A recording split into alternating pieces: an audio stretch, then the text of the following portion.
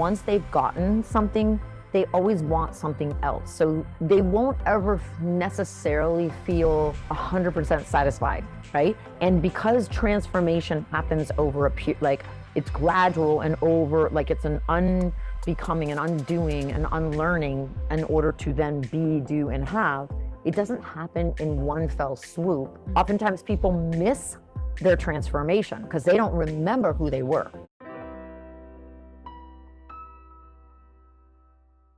Well, I feel what is missing is I don't have a sense of urgency. So I don't know Okay. what that is. Okay. Okay. That's good to know too, right? Like, and I mean that with so much love, like even understanding yourself of like, oh, okay, if I don't have a sense of urgency, and I just want you to feel the distinction between having an urgency for a greater cause or a greater purpose versus having an urgency like out of desperation. Like, I just want to say that there's like one will feel totally in alignment and be up to big things. And okay, I'm going to have an urgency of this greater cause, this greater purpose, this greater mission, and then linking a deadline to it so that you're living into deadlines, right? That's how things get achieved the fastest, is by having a deadline. But very different from living from a desperation, like very different. But it does make all the difference because feel that I just knew I had to uncover this and get this done because I knew that there was no other way. Like I was not going to go back and work in corporate and stuff like that. And so it was one of those where I had this urgency out of, yes, for a bigger cause, but also knowing I was not going to go backwards, that I was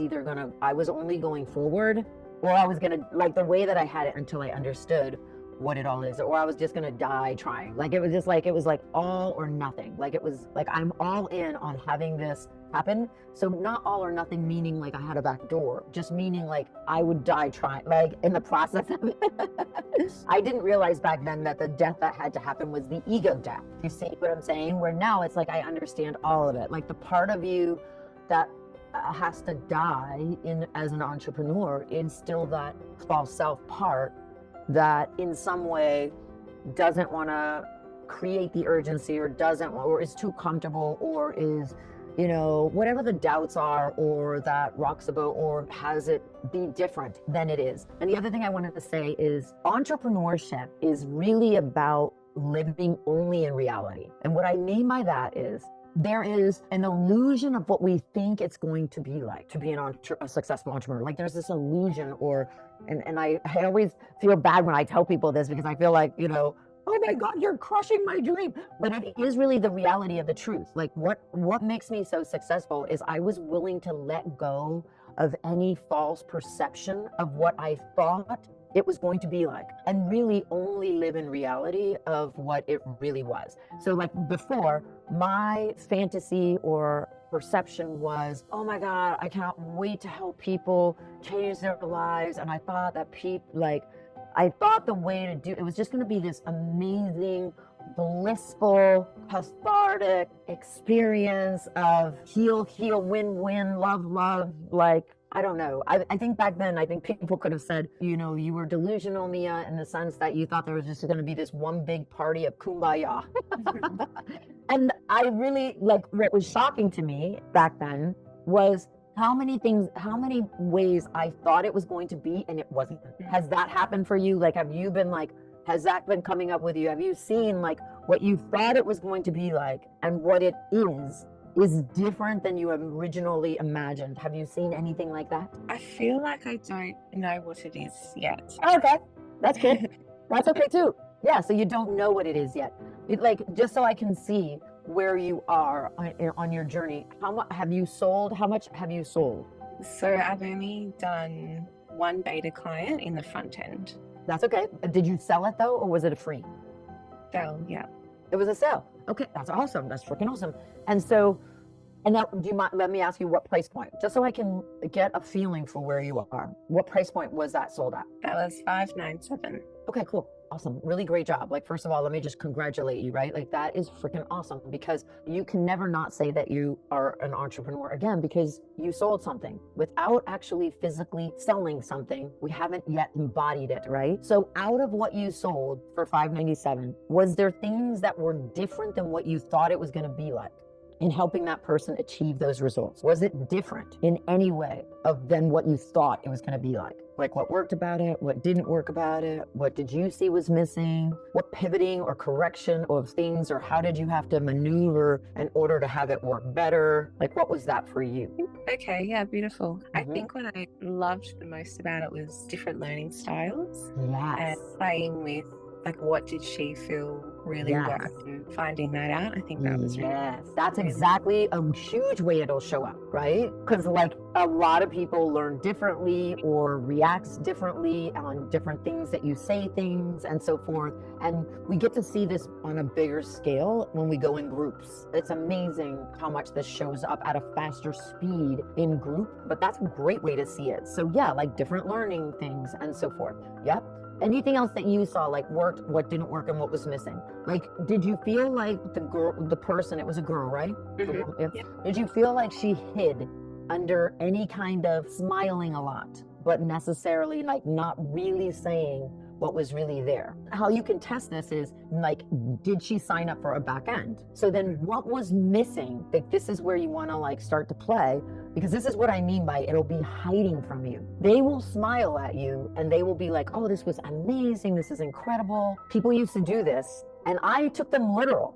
Like, oh my God, look at, they say this, only to find out like, actually, well, no, they didn't sign up to this one. And then as you go to where you get a couple in a small group, you hear more because people will tell on other people.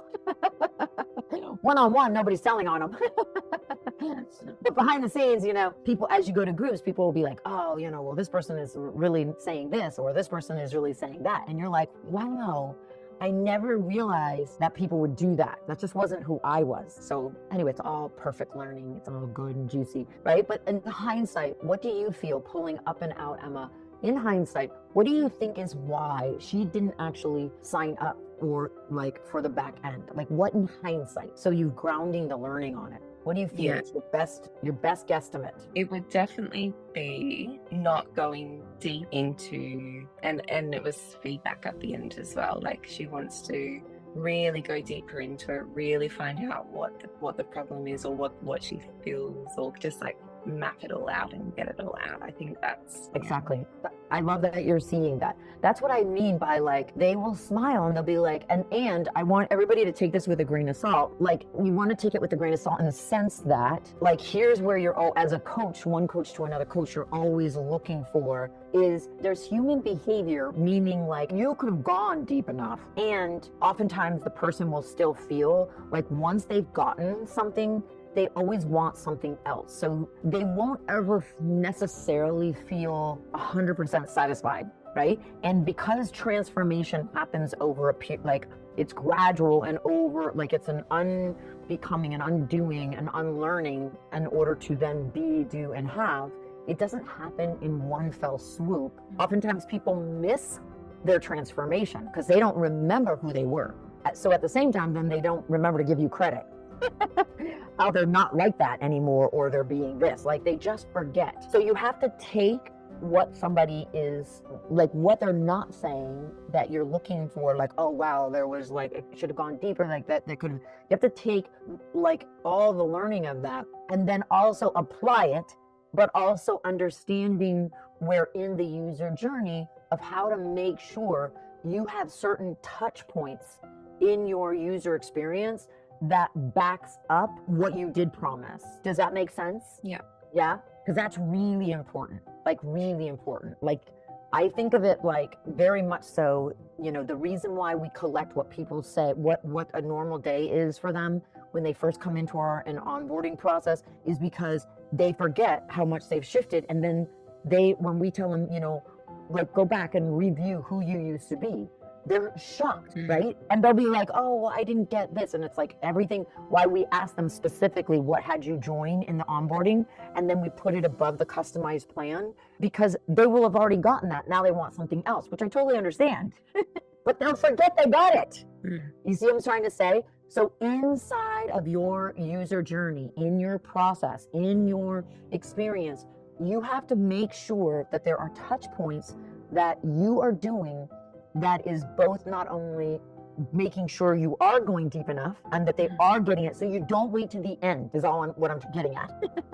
to find out like, oh, wow, they were smiling the whole time, but they actually didn't really mean that smile kind of thing. So that's what we're doing in the user journey, breaking it up into bite-sized pieces and touch points and collecting data based on, so not our own perception of reality, real reality of what's really happening, so that we have that all along. Any other questions on that? But like, that's really gold right there, like really gold. That infrastructure that is necessary to deliver upon what we say we're going to do is imperative, because when we go to apply scale and we do more numbers, like even like a little bit bigger groups, you know, we go from 1 to 1 to groups of 1 to 3 or 1 to 4 or whatever, you know, like before you start going bigger, you need those things, that infrastructure put in place to be able to handle the scale. Beautiful. Thank you. Yeah, of course. Such great learning. Yeah. And any other question? Anything else for you for now? I think I'm okay for now.